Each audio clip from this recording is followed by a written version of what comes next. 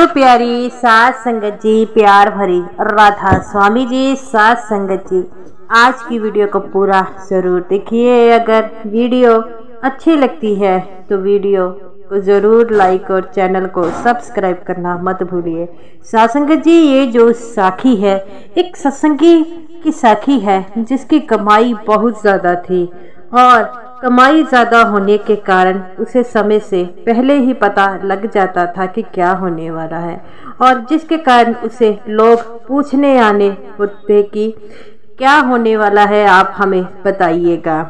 तो सात संगत जी, इस वीडियो को पूरा सुनने की कृपालता जरूर कीजिएगा। सात संगत जी, ये जो सत्संगी था ये मोगा शहर का रहने वाला था और इसने पिछले 20 साल से बाबा जी से नामदान लिया था। तो इसकी कमाई बहुत ज़्यादा थी। ये हर जब भी इसे मौका मिलता सिमरन पर बैठ जाता था और ये जो भी बोलता था वो सच होता था। इसे आने वाला कल के बारे में पता लग जाता था।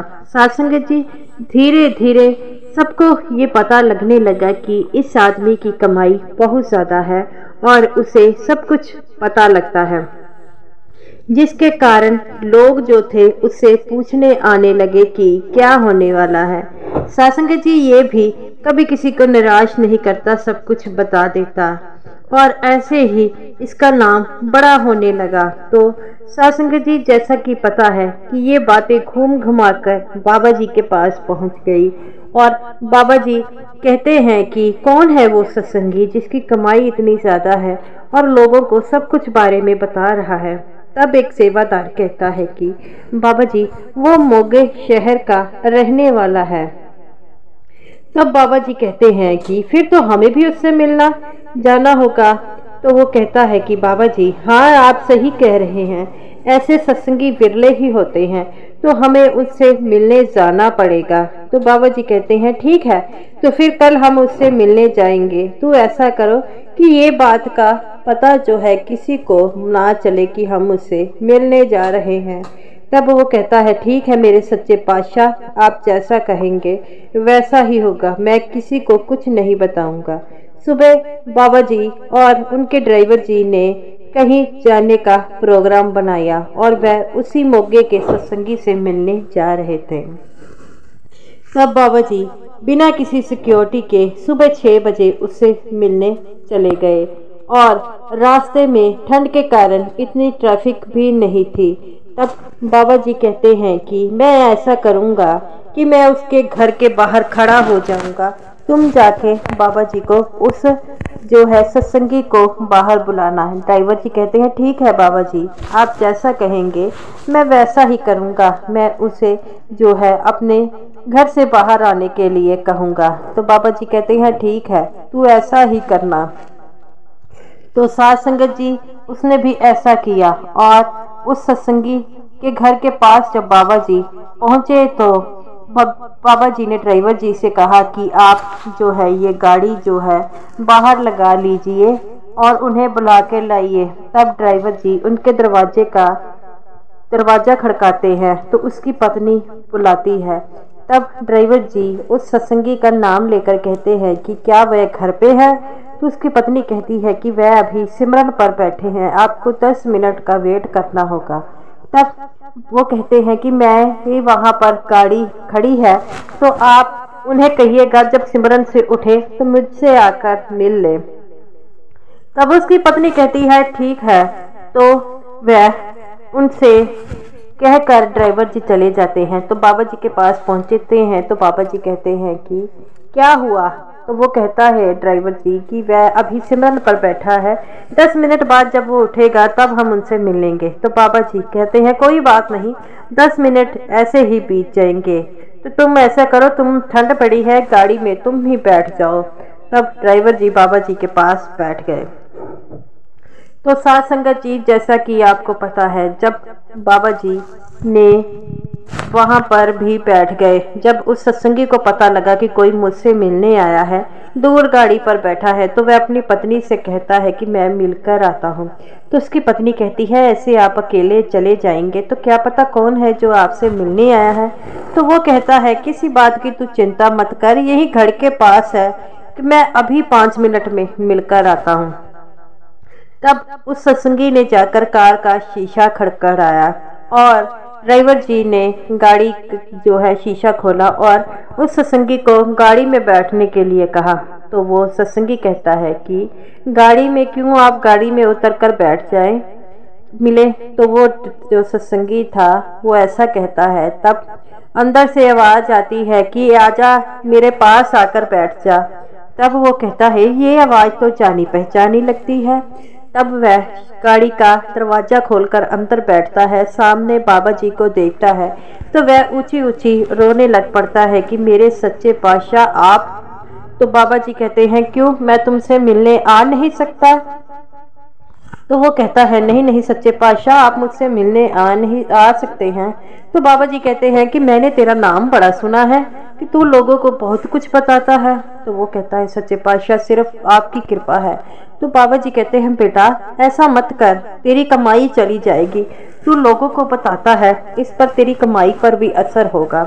तो वो कहता है बाबा जी मैं कुछ बात को समझा नहीं।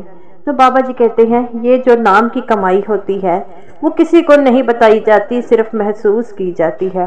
अगर तू सबको इसके बारे में बताएगा तो क्या पता वह सच्चा मालिक तेरे से तेरी जितनी भी कमाई है वापस ले ले और तुझे जो सब कुछ दिखता है वह ना दिखाई दे।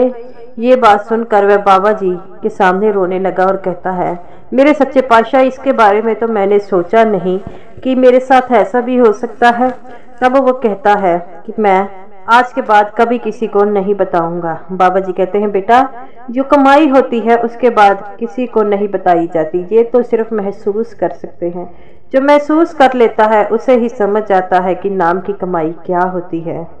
तो वो कहता है सच्चे पातशाह आपने मुझे इस राह पर चलने के बारे में जो बताया है मैं वह कभी नहीं भूलूंगा। अब से मैं वही करूंगा जो आपने मुझे बताया है। आपने मुझसे बहुत बड़ी भूल होने से मुझे बचा लिया। तब बाबा जी कहते हैं बेटा आज के बाद सिर्फ और सिर्फ अपनी कमाई की तरफ ध्यान दे, किसी के कुछ ना बता। तो वो कहता है सच्चे पातशाह मैं आपका बहुत शुक्रगुजार हूँ, आप मेरे घर के अंदर नहीं आएंगे। तो बाबा जी कहते हैं नहीं बेटा अगर मैं अंदर आया तो सबको पता चल जाएगा। ऐसा कर तू घर जा और अगर तेरी बीवी पूछेगी कौन मिलने आया तो कहना मेरा कोई दोस्त आया था। तो वो कहता है ठीक है बाबा जी आप जैसा कहेंगे मैं वैसा ही करूँगा। वह इतना कहकर बाबा जी उससे विदा लेते हैं और घर आता है तो घर में उसकी बीबी कहती है कि कौन था जो आपसे मिलने आया था। तो वो कहता है मेरा कोई दोस्त था मुझसे जो मिलने आया है। तब बाबा जी इतना कहकर वहाँ से चले जाते हैं। तब वो सत्संगी जो था फिर दोबारा सिमरन पर बैठ जाता है। कोई उससे मिलने आता है और पूछने आता है। तब वह हाथ जोड़कर कहता है कि मैंने जो कुछ आपको बताया अब तक आप भूल जाइए, अब पर मैं किसी को कुछ नहीं बताऊंगा, मेरी कमाई तो कुछ नहीं है। ऐसा कहकर वह अंदर चला गया। उसकी बीवी बड़ा हैरान होती है कि उसके पति ने ऐसा क्या कहा। तो वह जाकर अपने पति से पूछती है तो उसका पति कहता है कि मुझसे बहुत बड़ी भूल हो रही थी। ये जो कमाई की ताकत है वह किसी को नहीं बताई जा सकती, सिर्फ अंदर से महसूस की जा सकती है।